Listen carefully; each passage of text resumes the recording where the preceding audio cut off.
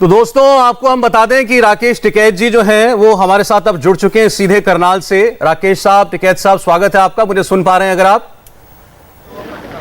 हाँ जी, सुन रहे हैं जी। नमस्कार, आपका स्वागत है इंडिया टीवी पर।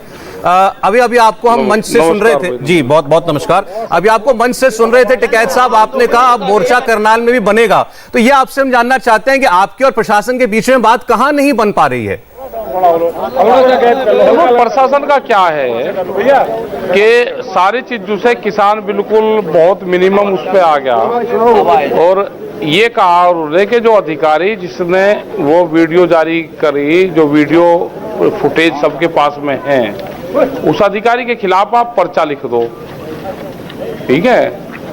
उस अधिकारी के खिलाफ कार्रवाई कर दो और आप जांच करते रहिए। भाई वो दोषी होगा उसको सजा दे दियो, नहीं दोषी होगा तो भाई उसको बहाल कर दियो। ये लेकिन उस चीज पे वो तैयार नहीं है। नहीं, जैसे आपकी और उससे जब उसने लाठीचार्ज वहां पे हुआ, उससे बहुत लोगों का चोट आई और एक आदमी की डेथ वहां पे हुई, सुनील की। जी। नहीं, जैसे आपकी 3-4 मांगे, 2-3 मांगे और थी। आपने कहा था कि जो लोग घायल हुए उनको मुआवजा मिले, और सुनील जिनके बारे में आप बता रहे हैं उनकी मृत्यु हो गई उस दुर्घटना में, उनके परिवार को और मुआवजा मिले, उस पर भी राजी नहीं है? उस पर कहा कि हम उसकी जांच कर लेंगे और जो घायल हुए हैं उनको हम दे देंगे। जो गाड़ी टूटी उसकी भी देखेंगे कि गाड़ी का इंटेंशन क्या था, और उस पर हम कंसीडर करेंगे सरकार, और वो एक जांच का हिस्सा रहेगा। और आप लोग चाहते हैं कि ये कार्रवाइयां तुरंत हो जाएं? भाई तुरंत लोग बैठे हुए हैं। अधिकारी ने जो वहां पे उनको डायरेक्शन दी, उससे लोगों को हानि हुई, उससे लोगों को चोट लगी, तो उस पर तो कार्रवाई हो जानी चाहिए उस अधिकारी के खिलाफ। आप इंक्वायरी करते रहो फिर। जी। अच्छा, खट्टर साहब ये बताइए, क्या प्रशासन इस बात को स्वीकार भी कर रहा है कि उस दुर्घटना में जिस व्यक्ति की आप कह रहे हैं मृत्यु हुई थी वो वाकई लाठीचार्ज में हुई? क्योंकि हमने जो बात पता की प्रशासन से, तो प्रशासन तो कहता है हम नहीं मानते कि उस दौरान किसी की मृत्यु हुई। वो लड़का वहीं पे ही था, उसका चोट लगी और शाम को उन्होंने पूरा जो करनाल है वो पूरा सील कर रखा था, आगे कोई हॉस्पिटल ना जा पाए। वो अपने घर गया, उसका चोट लगी हुई थी। घर जाके वो अपना सोया। घर वालों को कहा मैं थका हूं, मेरा चोट लग रही, मुझे सुलवा दो। और जैसे ही सुबह हुई तो सुबह उसकी मृत्यु हुई। भाई वो करीब 11-12 बजे के आसपास उसकी डेथ हो गई होगी, क्योंकि उसका सारा शरीर अकड़ रहा था। और ये था, उसका चोट भी थी, उसके जो परिवार ने बताया सिर में भी उसके चोट थी जी, और पेट में भी उसके चोट लग रही हुई थी, तो उसी से उसकी डेथ हुई है। लगता है कि ब्लड उसके शरीर में गया होगा और वो सोता हुई डेथ उसकी होगी। जी।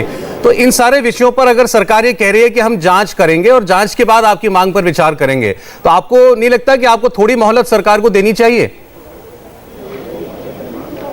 हमने ये कहा कि जैसे किसानों के खिलाफ मुकदमे लिख दिए जी, भाई किसान ही पिट गए, उन्हीं के खिलाफ मुकदमे लिख दिए, एक मुकदमा उसके खिलाफ भी लिख दो और जांच होती रहेगी, फिर जांच करते रहो आप। मुकदमा लिखने में क्या दिक्कत है? किसानों की यही तो डिमांड है कि उस पर मुकदमा आप लिख दो, उस पर भी नहीं। उस वीडियो तो दी है, वीडियो के आधार पर लिख दो आप। नहीं, वो सारा मामला जो है उस पर तो आपने वो खट्टर साहब की प्रेस कॉन्फ्रेंस हुई होगी मुख्यमंत्री जी की, मुख्यमंत्री का शहर भी है करनाल, उन्होंने तो ये कहा कि सख्ती तो होनी ही चाहिए थी। उन्होंने कहा उस अधिकारी के शब्द गलत हो सकते हैं, उसने जो बोला वो शब्दों का चयन गलत हो सकता है, लेकिन कार्रवाई तो करनी ही थी प्रशासन को। उन्होंने तो डिफेंड किया है। और शब्दों के चयन से ही तो हेरा फेरी होती है सारी। और आप अगर ये कह लोगों कि जो आपका मालिक है, अगर इस मालिक का तो कुछ नहीं, जहाँ पर मैं नौकरी करता हूँ इसका तो चैनल मैं खरीद दूंगा और मेरी प्लान बन रही, इसे भिखारी बनाऊंगा, तो आप शब्द ही तो कहोगे, अपनी जबान से ही तो कहोगे। और खट्टर साहब ये कह ले भाई मुझे तो प्रधानमंत्री बननी है, मोदी को हटाऊंगा, तो शब्द का ही तो चैन पेन है और कहीं का चैन होता है।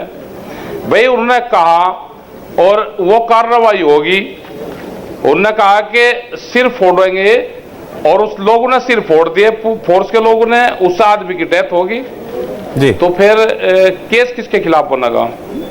नहीं, सरकार ये कह रही है कि हम जांच में यही तो हासिल करना चाहते हैं, पता करना चाहते हैं कि उस अधिकारी ने जो कहा और जिन पुलिस वालों से कहा, उन्हीं पुलिस वालों ने क्या जाके लाठीचार्ज किया। जैसे मैं भी योगेंद्र यादव जी को सुन रहा था, उन्होंने कहा सरकार कहती है कि बयान अलग जगह दिया गया और लाठीचार्ज अलग जगह हुआ था।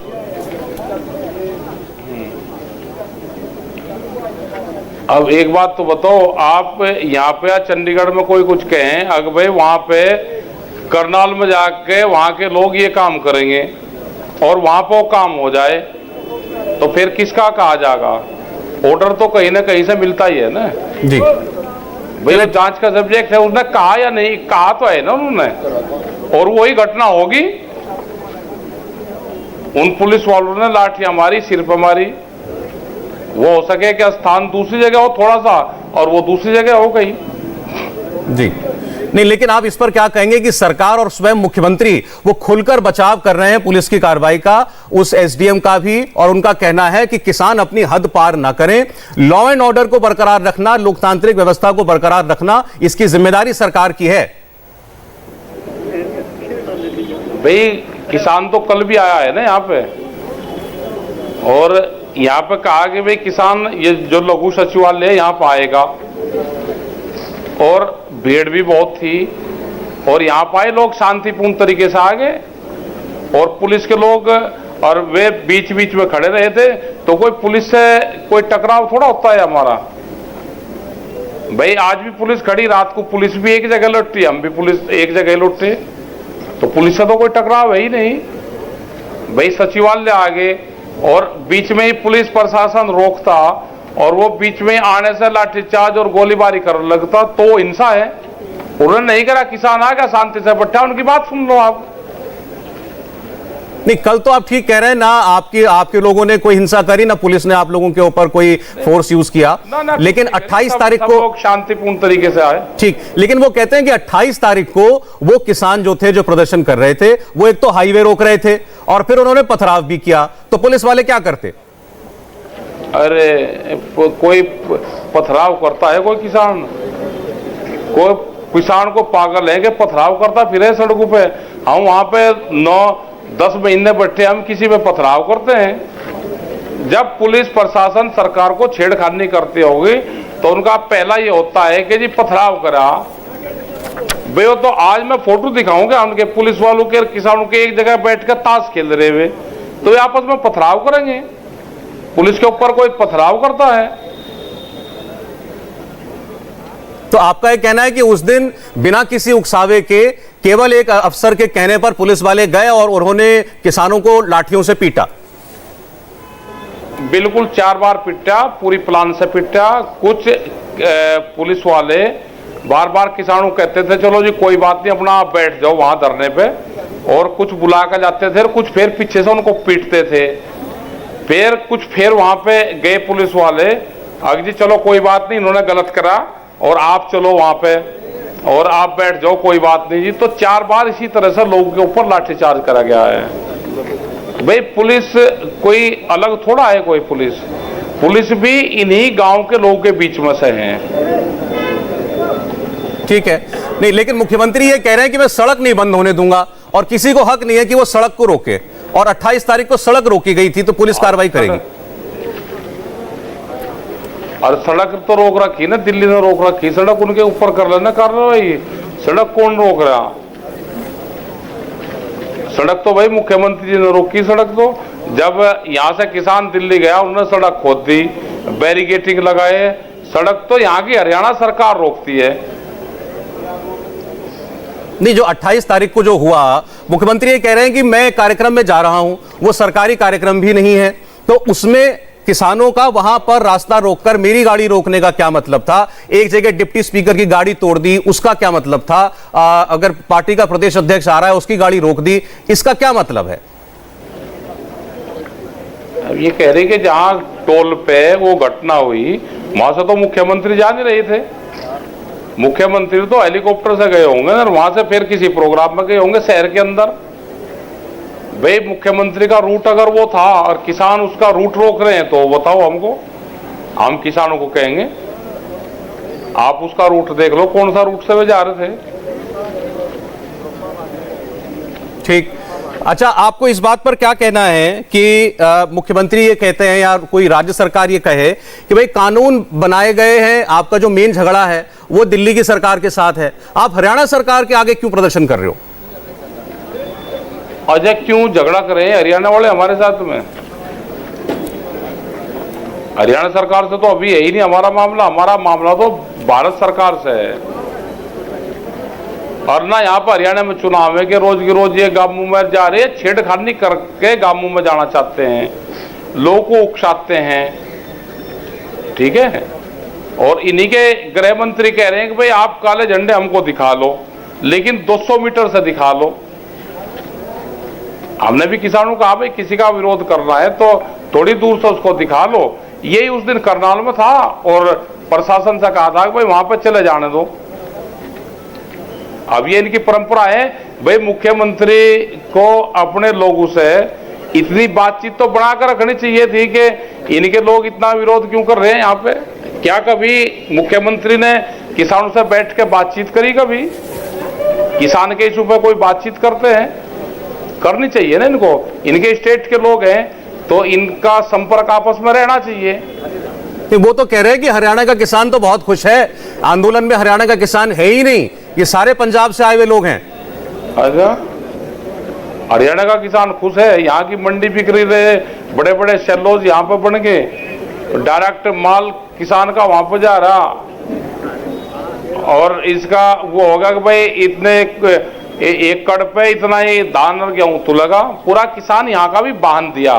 नहीं तो हम तो हरियाणा का नाम लेते थे सब जगह कि भाई फसल आप हरियाणा में बिकती है हमारी। हम यहाँ से खाद बीज सस्ता खरीदते थे, डीजल यहाँ सस्ता होता था, हम तो नाम लेते हैं। हम तो अगर यहाँ का मुख्यमंत्री का रेट यहाँ 35 रुपए आस पावर है बिजली के और उत्तर प्रदेश में 175 है तो हम तो कहते हैं हरियाणा के बराबर कर दो। लेकिन मुख्यमंत्री को यहाँ के आम लोगों से, किसानों से अपना व्यवहार ठीक रखना चाहिए। भाई एक किसानों की डिमांड है, उनका होम स्टेट है, यहाँ से वे विधायक है, उनके घर पर आने के किसानों के पास लाठीचार्ज करी, आदमी मर गया तो उस अधिकारी के खिलाफ कार्रवाई कर दो। हमको भी पता है कि वो बहाल हो जाएगा फिर, लेकिन किसानों के उसमें मान सम्मान में उसमें किसानों ने डिमांड रखी, उनको शांत करने के लिए क्या दिक्कत है उनको करने के लिए?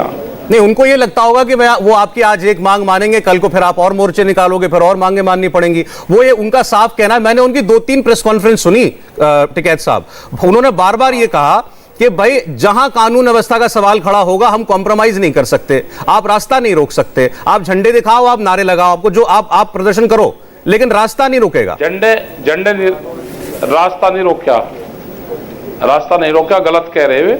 रास्ता जब संयुक्त मोर्चे की कॉल होगी कभी जब रोकते हैं, और उन रास्तों को कोई नहीं उन रास्तों करता, वे रास्ते रोक रहते हैं। हम भी हैं कि रास्ता ना रुके कहीं पे भी, रास्ते में आम जनता का ही वो होता है और हम भी आम लोग हैं, हम इस पक्ष में नहीं रहते कि रास्ते रुके, लेकिन होते हैं कभी कभी। लेकिन उस दिन 28 तारीख में रास्ता रोकने का कोई प्रोग्राम नहीं था। अच्छा, मैं आपसे आगे की बात अब पूछना चाहता हूं। आप अपनी मांग पर अड़े हैं, सरकार आपकी मांगे मान नहीं रही है। अब आपने कहा कि अब यहां पर एक और मोर्चा खुल गया, तो ये जो दिल्ली में गाजीपुर, सिंघू, टीकरी जैसा ही मोर्चा होगा, उतना ही बड़ा मोर्चा है ये आपका? नहीं, उतना तो नहीं ये रहने का, लेकिन ये रहेगा शहर के हिसाब से, जगह के हिसाब से, सिचुएशन के हिसाब से या रहेगा मोर्चा। ये मोर्चा लगने क्यों दे रहे हैं यहाँ पे? भाई जैसे कल पुलिस प्रशासन ने और आपस के किसानों ने एक सहमति बना ली और शांतिपूर्ण से कल का मामला सोल्व हुआ। अगर मुख्यमंत्री यहाँ के कमिश्नर को, यहाँ के डीसी को और एसएसपी को इस मामले को सोल्व करने के लिए देते तो ये सोल्व हो जाएगा मामला। नहीं, दिक्कत ये टिकैत साहब ना कि दो अलग अलग वर्जन है। सरकार कहती है रास्ता रुका, पत्थर चले, तब पुलिस ने कार्रवाई करी। आप कहते हैं ऐसा कुछ नहीं हुआ, कोई उकसावा नहीं था। तो इसकी तो जांच जब होगी तभी पता चलेगा कि किसकी बात सही है। नहीं, गलत कह रहे थे। और मुख्यमंत्री को तो इसमें बयान भी नहीं देना चाहिए ना, उनके तो और लोग होंगे वे बयान दे जी।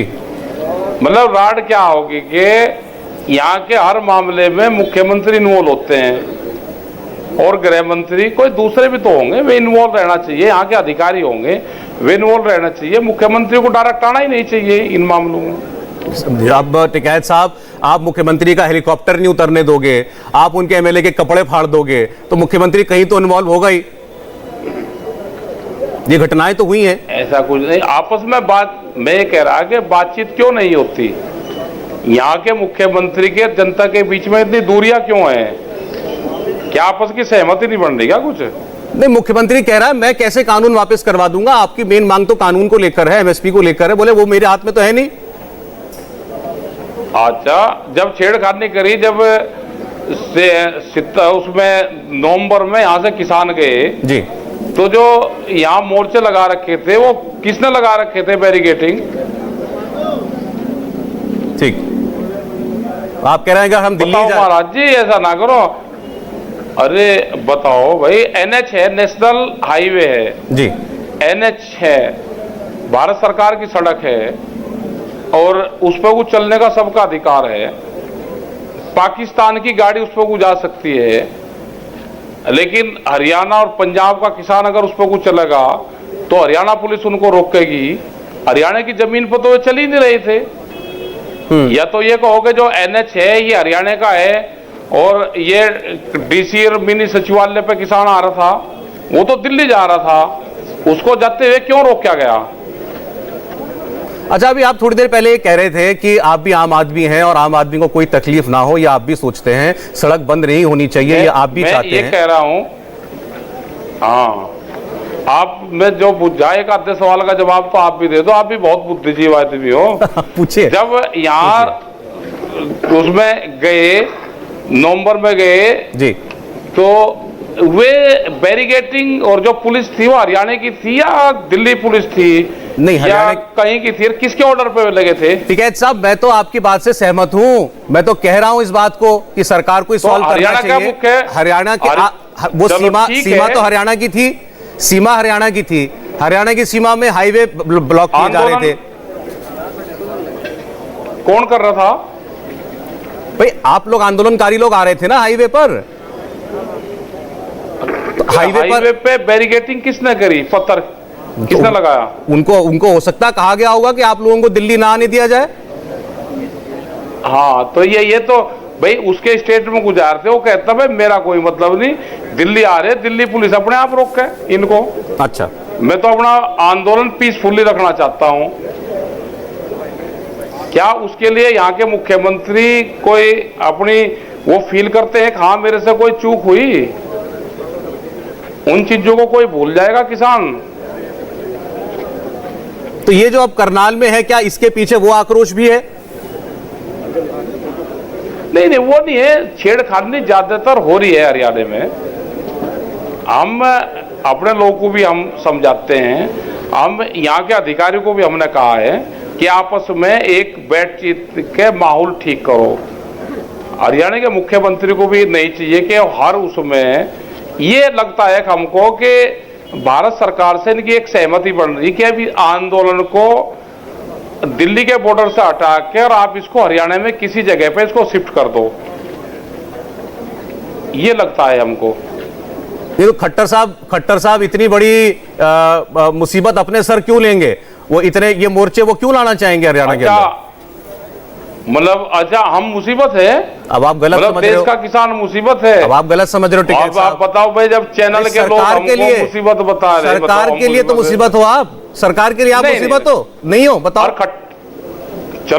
चलो ठीक है, आप कह रहे हो और खट्टर साहब ये कह रहे हैं कि उनको दिल्ली से कहा गया होगा।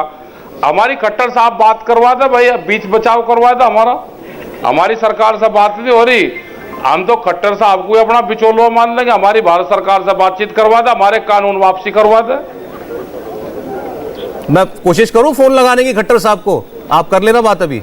जरा कोशिश कर लें, खट्टर साहब फोन पे आते हो तो आ जाते हैं वैसे वो। इस पे क्यों करो, आमने सामने नहीं करवा करते। अच्छा ठीक है, तो आपके पास भी कुछ छुपाने को है क्या? आमने सामने बात करो, आप तो बिल्कुल निडर बोल्ड आदमी हो। नहीं, क्यों नहीं, वे मुख्यमंत्री एक स्टेट के, बहुत सी चीजें होती है कि वे पब्लिकली नहीं होती। अच्छा ठीक है, उनके हाथ में नहीं हो सकता, वे क्या जवाब देंगे वे। ठीक है सर, मुझे एक बात आप बताओ, आप इतने समय से आप सार्वजनिक जीवन में हो, प्रशासन के साथ, आज नहीं इससे पहले भी कई बार कई मामले आपके हुए होंगे, जब कोई विवाद होता है तो कोई बीच का रास्ता निकालने की कोशिश की जाती है कि भाई थोड़ी बात आप अपनी हटाओ, कम करो, थोड़ी हम कम करते हैं। तो यहां कुछ ऐसा कि बीच की कोई बात नहीं बन सकती? बीच की हो सकती है सारी चीजें, अगर फुल फ्लैश पावर आप अधिकारी को दे दोगे तो हो जाएगा। लेकिन जब अधिकारी को डायरेक्शंस राजधानी से मिलेगी और हर इन्वॉल्वमेंट में मुख्यमंत्री और जो बड़े लीडर्स हैं वे शामिल होंगे, तो अधिकारी कोई काम नहीं कर पाते। फिर यही तो था कि उस अधिकारी के खिलाफ कार्रवाई करते। हमको भी पता है कि अधिकारी पे जो एक्शन होगा वो बहाल हो जाएगा, फिर हमें पता हो सस्पेंड नहीं होगा और डिसमिस नहीं होगा। जो जांच होगी उसमें उसको क्लीन चिट मिलेगी जी, हम भी जानते हैं चीजें। लेकिन कोई चीज मौके पे होती है, उस मौके की नजाकत को देख के भी तो कोई फैसले होते हैं। तो आप कह रहे हैं कि अगर अधिकारी और आपके बीच की बात होगी तो कोई ना कोई राह निकल आएगी, इसमें सीधे मुख्यमंत्री को निर्देश देने की जरूरत नहीं। ठीक है साहब, हमने आपकी मांगों की बात करी और प्रशासन को आपने बताया कि उनका रुख अड़ियल है, वो भी बात सामने आ गई। मैं आप थोड़ी सी आपसे आम जनता की बात करना चाहता हूं, क्योंकि लोग हमको फोन करके, लिख करके, मेल करके बहुत सारी बातें कहते हैं। तो जब से आज हमने ये प्रोमो चलाया कि राकेश टिकैत हमारे साथ होंगे, तो उन्होंने कहा टिकैत साहब से ये पूछो कि आपका झगड़ा सरकार से है, बदला लोगों से क्यों ले रहे हैं? आप सचिवालय के बाहर बैठे हो, दुकानदार का क्या होगा, सचिवालय में आने वाले लोगों का क्या होगा? नहीं, वो सब रास्ते खुले हुए हैं। हमने न सचिवालय का गेट बंद करा, हमने कहा कि सब लोग वहां पे जाएं और अपना काम करें, जाना चाहिए। सारे दुकान हैं उनको हमने बता दिया खोल ले, वहां करें, और उनकी जो पार्किंग है वो भी वहां पे खुली रहेगी। उसका फिजिकल सर्वे हम कर रहे हैं कि उसका जो थोड़ा बहुत जो शिफ्ट करना होगा हम उसको साइड में कर रहे हैं। वहां पे जो कट है, जो गेट के सामने कट है, उसको हम खोल लेंगे। ठीक है, हम बीच वाले पोर्शन पर रखेंगे, आम लोगों को ना कोई दुखी उससे होगा और आम आदमी अपना काम करवावे, प्रशासन काम करे ना करना पड़े, इसके लिए बहाना ले रही है कि जनता दुखी हो रही है। करनाल में आप कह रहे हैं कि आपके मोर्चे से किसी आम आदमी को, दुकानदार को कोई तकलीफ नहीं होगी? नहीं होगी। अच्छा, आज केंद्रीय मंत्री जो है कृषि मंत्री नरेंद्र सिंह तोमर, उन्होंने कुछ ऐलान किए हैं। उन्होंने रबी की फसल में 22-23 के सीजन के लिए गेहूं में 40 रुपए बढ़ोतरी कर दी एमएसपी की। कहा कि अब उत्पादन लागत पर 100% मुनाफा मिलेगा। ऐसे ही जो है जौ में किया गया है, 1635 रुपए उसकी एमएसपी कर दी गई है। तो ये फैसले मसूर में, सरसों में, ये आज सारे किए हैं। और फिर उन्होंने कहा है कि अब आप पूछें किसान नेताओं से कि हम और क्या करें। आप कहते हैं एमएसपी हट जाएगी, हम एमएसपी बढ़ा रहे हैं। हम ये कह रहे हैं कि उस पर एक कानून बना दो कि इसके नीचे पर खरीद नहीं होगी। किसी को व्यापार करना होगा वो उसके नीचे पर खरीद नहीं करेगा, ये कानून बना दे, हम धन्यवाद दे देंगे सरकार का। 3 कानून वापसी ले ले, हम धन्यवाद दे देंगे। एमएसपी का बढ़ाने का मैकेनिज्म भी खराब है। एमएसपी पे खरीद देश में नहीं हो रही। किसान अपना जो धान है वो बिहार में 800 रुपये क्विंटल बिकता है और एक व्यापारी, जो बड़ा व्यापारी है, मिलर्स हैं, वे 10-10 हजार क्विंटल धान खरीदते हैं। तो इसमें बड़ा घपला है एमएसपी पे। बड़े इनके व्यापारी नेता वे इस धंधे में लग गए हैं। 400 से 500 रुपया क्विंटल धान और गेहूं पर बचत वे करते हैं। और जो दालों के ऊपर है, दालों पर 2000 से 2500 रुपये का डिफरेंस रहता है। तो बहुत बड़ा घोटाला एमएसपी के ऊपर है।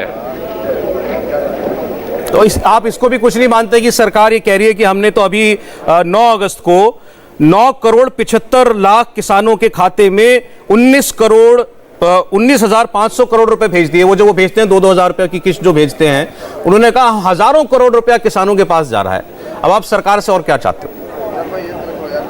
मैं कह रहा कि क्यों भेज रहे वे, आप हमको भाव दे दो, आप हमको डिफरेंस है वो दे दो आप।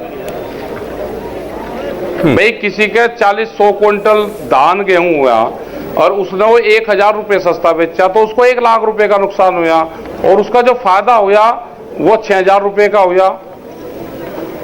हमको भाव नहीं देते, आप भाव दे दो ना हमको। जी ठीक है, ठीक है साहब, मैं आपके जरा मुजफ्फरनगर में जो पंचायत हुई थी उस पर 2-4 सवाल पूछना चाहता हूं। लोगों तब से जो है विरोधी ये कह रहे हैं आपके कि भाई शुरुआत से आपका एक नारा था कि ये राजनीतिक आंदोलन नहीं है, अब तो खुलकर राजनीतिक हो गया। अब आप मिशन यूपी, मिशन उत्तराखंड चलाएंगे, अब आप वहां बीजेपी को हराएंगे, तो ये तो राजनीतिक दल वाले काम हो गए ना। हम क्या किसी को जिताने की बात कर रहे हैं? हमने तो ये कहा कि देश में प्रधानमंत्री ने ये कहा, और आपके टीवी चैनल पर हमने सुना है कि 2022 में आमदनी दुगनी हो जाएगी किसान की, तो जो एमएसपी है उसके रेट दुगने हो जाएंगे, और देश में 1 जनवरी से बिकने वाली हर फसल दुगने रेट पे बिकेगी। तो हम तो प्रचार कर रहे हैं प्रधानमंत्री का, इसमें उनको हराने की कहां बात आएगी? ये भी बात करें, हम भी बात करें, ये भी होल्डिंग लगाए, हम भी लगाएंगे। प्रधानमंत्री तो देश के हैं ना, या बीजेपी के हैं वे? नहीं, लेकिन आपने तो खुल के कहा मोदी योगी को जाना होगा। आपके नेताओं ने कहा, आपके एक नेता ने तो कह दिया मोदी हमारा दुश्मन है। हमने ये कहा है कि ये सरकार मोदी सरकार है, बीजेपी की सरकार नहीं। पहली तो आप ये बात सुन लो सब लोग, क्योंकि हमने बड़े बड़े ऐड विज्ञापन देखे हैं कि अब की बार मोदी सरकार, और मोदी सरकार को कंपनी चलाती है, और कंपनी की सरकार को देश से जाना पड़ेगा, और प्रधानमंत्री ने अगर घोषणा करी है तो उसको लागू करे। नहीं, आपने कहा और देश में गोदाम पहले बन गए और पार्लियामेंट में कानून बाद में आए, तो ये तो बहुत सवाल खड़े करते हैं। आप कौन से सवाल पे जाना चाहते हो, आप मुझे बता दो, उसका जवाब दे दो। अभी जैसे आपने कहा कि बड़ी बड़ी कंपनियों ने वेयर हाउस बना दिए। अब ये लुधियाना में वेयर हाउस बना हुआ था अडानी ग्रुप का, आपके आंदोलनकारियों ने उसका घेराव कर रखा था महीनों से। अब उन्होंने, कंपनी ने बंद कर दिया उसको। 450 लोगों की नौकरी चली गई, 700 करोड़ रुपए के राजस्व का नुकसान हो गया। इससे किसका भला हो गया? ये कह रहा कि ये तो सारे वेयर हाउस जो देश में थे, एफसीआई के, इनके, ये सारे अडानी को दे दिए, सब दे दिया ना, सब बेच दिया। और ये वेयर हाउस देने के बाद में कितने लोगों की नौकरियां गई, वो आप बता दो, कितने लोग नौकरी करते थे, वे गई। और अभी जो आने वाला टाइम है, जो रेहड़ी पटरी पे लोग काम करते थे, इनके खिलाफ कानून आने वाला है। रेहड़ी पटरी देश में बंद होगी लगनी। जो रेहड़ी पटरी पर लोग काम करते थे, 4.5 करोड़ लोग हैं, वे बर्बाद होंगे। रेलवे के करीब 4.5 लाख लोग हटेंगे रेलवे से। जितना भी प्राइवेटाइजेशन होगा और ठेका प्रथा देश में आएगी, तो ये पूर्ण रूप से बेरोजगारी की तरफ जा रहा है। 14 करोड़ लोग तो वे बेरोजगार हो गए, जो प्रधानमंत्री ने कहा कि हम हर साल 2 करोड़ नौकरियां देंगे, तो 14 करोड़ तो वे बेरोजगार हो गए। उनको कितनों को नौकरी मिली? देश के प्रधानमंत्री ने कहा जी 7 साल में 14 करोड़ बेरोजगार हुए। नहीं, तो अगर आपने कहा कि ऐसी सरकार को जाना पड़ेगा, तो मेरा सवाल फिर वही है, जाने के लिए तो इनको जनता ही हटा सकती है, तो आप जनता से अपील करेंगे इनको वोट ना दें? ये जनता अपने आप ही वोट नहीं दे रही, इनको बताओ हम किससे वोट दिलवावे? हमने तो ये कहा कि देश के प्रधानमंत्री ने कहा कि आमदनी दुगनी होगी, हम वो प्रचार करेंगे। अगर उत्तर प्रदेश की बात करें तो गन्ने का करीब 17,000 करोड़ रुपए के आसपास बताया कि अभी भुगतान है, वहां पे रेट भी नहीं बढ़ा। बिजली का रेट भी वहां पूरे देश में सबसे महंगा है जी। तो अगर बताओ इतनी बड़ी समस्या है, आलू वहां पे 2-3 रुपए किलो के करीब बिकता है, और बाजार में 20 और 25 रुपए किलो से कम नहीं मिलता। बाजरा वहां 11 रुपए किलो बिकता है, गेहूं वहां 14 रुपए किलो बिकता है मार्केट में। आटा क्या रेट बिकता है? तो ये तो आम लोगों की समस्या है। आम लोग तो तंग है, वोट तो इनको नहीं देते। भाई दे रहे या नहीं दे रहे, हमारा उससे क्या मतलब है? नहीं, जैसे आपने पश्चिम बंगाल के चुनाव में जाकर के वहां पर सभा की थी, आप मुख्यमंत्री से मिले थे, अब वहां हार गए, तो अब उत्तर प्रदेश में आप किसी नेता से मिलोगे, विपक्ष के नेता से, आप अखिलेश यादव से मिलोगे, मायावती से मिलोगे, प्रियंका गांधी से मिलोगे? हम तो इनसे भी मिलना चाहा। उस टाइम पे ये तो कोई हमारे मंच पर नहीं आता, लेकिन जब ये विपक्ष में थे बीजेपी वाले, विपक्ष उस टाइम पे मजबूत था देश में, ये तो मंच पे भी आ जाते थे हमारे, और ये बात भी बहुत बताते थे कि ये भाई कांग्रेस बड़ी खराब है और इसने देश को बर्बाद कर दिया, इसको हटाना है। मैं कहा भाई हटा लो। कह रहे हम सारे काम करेंगे, लेकिन काम करा नहीं, और ना वे फिर हमको मिले कभी। जो इनके बड़े लीडर थे वे कहाँ हैं आजकल? उनका एक आधा इंटरव्यू आपने ले लो, उनका भी इंटरव्यू। कोशिश करेंगे। ठीक है, अच्छा, आपने भी क्या बीजेपी को वोट दे दिया था पिछली बार? हाँ, उनका दे दे वोट तो आदमी दे ही दे, किसको देता है वोट तो। हाँ, तो ये भी तकलीफ है। चले ठीक। अच्छा, ये मुझे बताइए कि अब एक कंट्रोवर्सी और आपकी मुजफ्फरनगर की महापंचायत में हुई। आपने नारा लगाया अल्लाहू अकबर, और उसकी क्लिप बना बना के लोगों ने सोशल मीडिया पर डाल दी और कहा कि देखिए टिकैत साहब कैसे नारे लगवा रहे हैं। मैं कह रहा कि ये देश के संविधान में है और हमको राइट्स दिए गए हैं संविधान में। कोई किसी भी जाति धर्म को मानने का तो उनका सबका सम्मान देश में होगा। क्या देश में अल्लाहू अकबर हर हर महादेव कहना कोई बैन है क्या? बिल्कुल नहीं, बिल्कुल नहीं। हमने यही तो कह रहे हैं कि ये लोग जो हैं, जो इस तरह क्लिप बना कर डालते हैं, हमारे फोन नंबर उन्होंने सोशल मीडिया पर उस पर डाल रखे हैं कि ये नंबर राकेश टिकैत का है, आप इसको इन शब्द यही शब्द कहो। तो पिछले 4-5 दिन से वे लोग गाली देते हैं हमको, और पूरा परमानेंट करीब 400 फोन आते हो हर रोज। कह लगे जी आपने अल्लाहू अकबर क्यों कहा, आपने हर हर महादेव क्यों कहा? नारा क्या था ये कि देश में जब टिकैत साहब थे उस टाइम पे भी ये नारे लगते थे। अगर हमने ऊपर से हर हर महादेव कहा तो सामने बैठे वाली भीड़ अल्लाहू अकबर कहती थी, हमने अल्लाहू अकबर कहा तो सामने वाली हर हर महादेव कहती थी।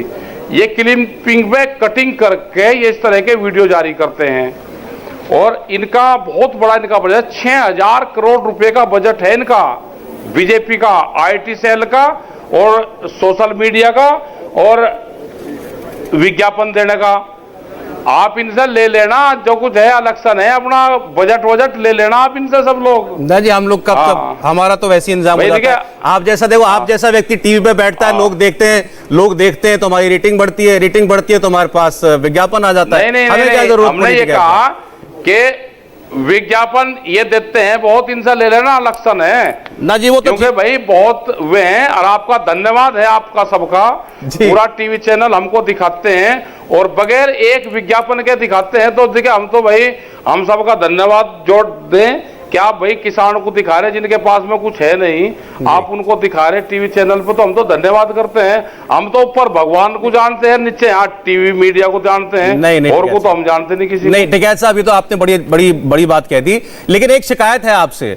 आपने कहा हम आपको दिखाते हैं, और हमारे लोग जब जाते हैं आपके बीच में तो आपके लोग उनके साथ अभद्रता करते हैं, उनको घेर लेते हैं, उनको उल्टी सीधी बातें कहते हैं। ऐसा क्यों है? नहीं हुआ मुजफ्फरनगर में भी हुआ, करनाल में भी हुआ। नहीं कहते, नहीं। अब आप एक बात मेरी भी मान लो ना, एक बात आप मेरी भी मान लो ना। मैं यहाँ काम करता हूँ, इसलिए मुझे पता है, इसलिए आपको बता रहा हूँ। आप इसके बारे में कुछ कीजिए। करते हैं, हम कोशिश करते हैं, लेकिन कुछ लोग, दूसरे लोग, खास करके ये विरोधी जो लोग होते हैं, विरोधी मानसिकता के, वे अपने लोगों को भेज देते हैं अगर भाई प्रेस के साथ में न्यूसेंस करो। देखो, हमने हर बार कहा कि प्रेस की मजबूरियां हैं, उनके ऊपर कैमरा और कलम पे बंदूक का पहरा है, ठीक है, वो हम मानते हैं और हम आपका बहुत सम्मान करते हैं सभी चैनल का। अच्छा, अभी आप उनका भी सम्मान करें जो हमारे खिलाफ परमानेंट निगेटिव चलाते हैं, अभी उनका भी सम्मान करें हम तो। अभी आपको कोई पहरा महसूस हो रहा है? मैं आपसे आधे घंटे से बात कर रहा हूं, बताइए कौन सा पहरा है? नहीं, आपकी कौन सी बात नहीं, कोई मुझे नहीं है, लेकिन है कोई चल जावे जब अकेले होंगे बता देंगे आपको। अच्छा, मैं अभी जो मैंने बात कही थी आपसे नारे वाली बात, उसमें एक और कंट्रोवर्सी आई। संजीव बालियान साहब जो हैं, मंत्री हैं, उन्होंने कहा कि आपके मंच पर आपके पीछे एक व्यक्ति बैठे हैं, गुलाम मोहम्मद जौला, गुलाम मोहम्मद जौला भी उस बेल्ट में अच्छा रसूख रखते हैं। उनका कहना है कि ये 2013 मुजफ्फरनगर दंगों का आरोपी है व्यक्ति और ये टिकैत साहब के पीछे बैठा है। जवाब दे टिकैत साहब। अजय भाई उसको जेल भेज देते, उसको जेल भेज दो, वो खुला क्यों है भाई? अगर दंगों का आरोपी है वो खुला क्यों है? तो आपकी नजर में वो बिल्कुल साफ है, उन्होंने कुछ नहीं किया ऐसा? नहीं, हमें नहीं पता, लेकिन हम ये कहते हैं कि जिस दिन सिसोली में मीटिंग थी, गुलाम मोहम्मद जोला और बीजेपी का विधायक एक ही जगह मीटिंग में शामिल थे। वे क्या कर रहे थे दोनों? जो दिखाते हैं ना कि सिसोली में विधायक के साथ में ये हो गया, ये सारा का सारा गैंग एक जगह था और वहां पे प्लान ये बना रहा था कि एक वहां से जो मोर्चे को छोड़ कर गया था वो लोग भी वहां पे शामिल थे, वो सरदार लोग थे। तो ये था कि सिसोली में इनका एक बड़ा प्लान था कि सिसोली में मुस्लिमों को वहां पर उनके साथ में हरकत होगी तो मुसलमान नाराज हो जाएगा। एक वहां पर सरदार भेजा गया, उसके साथ में हरकत होगी, वो भेजा गया। एक बीजेपी का विधायक वहां पे भेजा गया। ये क्या कर रहे थे वहां पे उस मीटिंग में? ठीक है, इनका प्लान ये था, कुछ लोगों ने नौकरी के नाम पे 4.5 करोड़ रुपया लिए, उनकी जांच होनी चाहिए। इनका ये तो नहीं था कि उस बंटवारे का कोई मामला था वहां पे। वे लोग भी वहां पे शामिल थे सारे, जिन्होंने मीटिंग करवाई वो इन लोगों को दिखा के एक जगह के झगड़े में तब्दील हो जाए और 4.5 करोड़ रुपया लोग ना मानने, उन्होंने नौकरी के नाम पे पैसे लिए हैं। वो सीबीआई वे जांच कर रही है, सारी पुलिस फोर्स वहां की जी। तो इनको ऐसे मामलों में नहीं जाना चाहिए, इनके विधायकों को और जो कंट्रोवर्सी लोग हैं वहां नहीं जाना चाहिए। अगर जाना चाहिए तो सिसोली में सम्मानित लोग रहते हैं, हमने सब लोगों का इनका खाना बनवाया था और ये आते वहां पे घर पे आना चाहिए था इनको सबको, वहां पे भी आना चाहिए था इनको सबको। क्यों झगड़ा कर रहे एक जगह रहे बैठ के? क्या प्लान बना रहे थे? सिसोली कोई वहां वो मुख्यालय थोड़ा किसी उसका, वहां सरकार का कोई मुख्यालय है या वो डीसी ऑफिस है? वहां पे क्या है सिसोली भाई? वहां पे आप जाके और कंट्रोवर्सी वहां पे पैदा करोगे?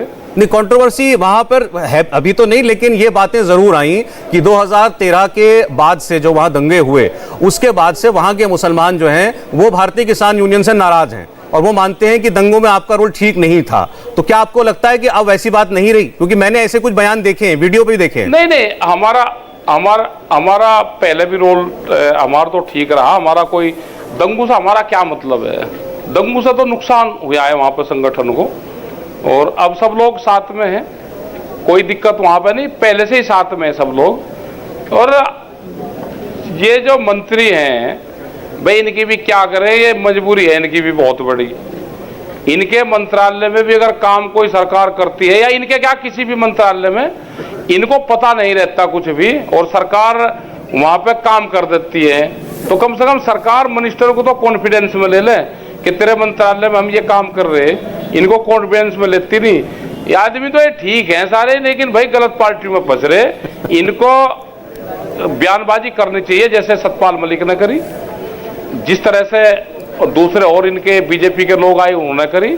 अपनी सरकार को सचेत करना चाहिए इनको। जी टिकैत साहब, अभी एक बयान आया है किसान आंदोलन पर, अभी करनाल में जो हो रहा है, प्रशासन ने बयान दिया है और डिप्टी कमिश्नर जो है निशांत यादव, आप लोगों की शायद उनके साथ ही मीटिंग चल रही है, उन्होंने कहा है कि 28 अगस्त को जो हुआ था उसकी जांच हम कराएंगे और हम मुआवजे पर भी विचार कर रहे हैं और किसान अपना ये धरना शांतिपूर्ण तरीके से चलाते रहे। उन्होंने ये भी कहा कि करनाल में प्रशासन ने किसानों से कोई टकराव नहीं किया। तो दो मांगे वो कह रहे हैं कि जांच और मुआवजा। देखिए इतनी तो बात बढ़ी ना आगे। हमने ये कहा है कि हमने यहाँ के प्रशासन को कहा कि बहुत सूझबूझ से उन्होंने कल यहाँ पे काम करा है प्रशासन से, कोई टकराव नहीं है हमारा प्रशासन से, ठीक है। और हमारा धरना शांतिपूर्ण तरीके से रहेगा, बेनिश्चित लोग रहे। यहाँ का प्रशासन भी अपना काम करे, अपना ड्यूटी दे। अगर वे बातचीत करना चाहेंगे सरकार तो वे बात कर लेंगे, हमारे लोग हैं। नहीं बात करना चाहेंगे कोई बात नहीं, हम अपना बाहर बैठे, वे अपना जांच करते रहे। ठीक है साहब, अंत में अपने लेकिन इतना जरूर कहेंगे कि पुलिस के लोग और आपस में जो किसान हैं एक जगह वर्दी पहन के बैठे रहे, ताश तूश खेल रहे, जरा वो ना खेल रहे। वो उनको भी दात है कि वर्दी पहन रखी है तो वर्दी की गरिमा रखें। और हम किसानों को भी अपने कहते हैं हम शांतिपूर्ण तरीके से यहाँ पे धरने हैं, हम कोई वो नहीं चाहते ना हमारा किसी से कोई झगड़ा है, हमारा भारत सरकार से है और यहाँ की सरकार से है। जो हमारी डिमांड है वो हमारी बात मान ले, हमारा कोई प्रशासन से कोई हमारा टकराव नहीं है। टिकैत साहब, अंत में आपने कहा करनाल में आप किसी आम आदमी को परेशानी नहीं होने देंगे, आपने आश्वासन दिया। चलिए ठीक है, हम आपकी बात को अभी स्वीकार करते हैं, आने वाले दिनों में देखेंगे। लेकिन मैं आपसे दिल्ली की बात करना चाहता हूं। जरा दिल्ली वालों की तकलीफ के बारे में तो सोचिए। जो 3 बॉर्डर बंद हैं वहां लोग कितने परेशान हैं। आप ऐसा तो नहीं है कि आपको नहीं पता होगा, उनके बारे में क्या सोचते हैं, उनसे क्या कहेंगे? वहां कोई नहीं, सब रास्ते खुले हुए हैं। नहीं, कोई ऐसा आदमी मुझे बताओ कि जिसको, 1 मिनट सुन तो लो भाई जी, बताइए। जिसको दिल्ली जाना हो वो दिल्ली ना गया हो, वो आदमी का नाम बताओ हमें। जो बॉर्डर क्रॉस करने में उसको 5 मिनट लगता हो, अब उसको आधा घंटा लगे। टिकैत साहब, भाई गाड़ी वाले का तो ठीक है, मोटरसाइकिल वाले का, साइकिल वाले का सोचिए। ये उसी की तो लड़ाई है भाई, ये लड़ाई उस आम आदमी की तो लड़ाई है जो हम लड़ाई लड़ रहे। हमने कहा कि रोटी तिजोरी में बंद होगी, अनाज गोदामों में बंद होगा, भूख के आधार पे देश में रोटियों पर व्यापार होगा। ये उसी की तो लड़ाई है।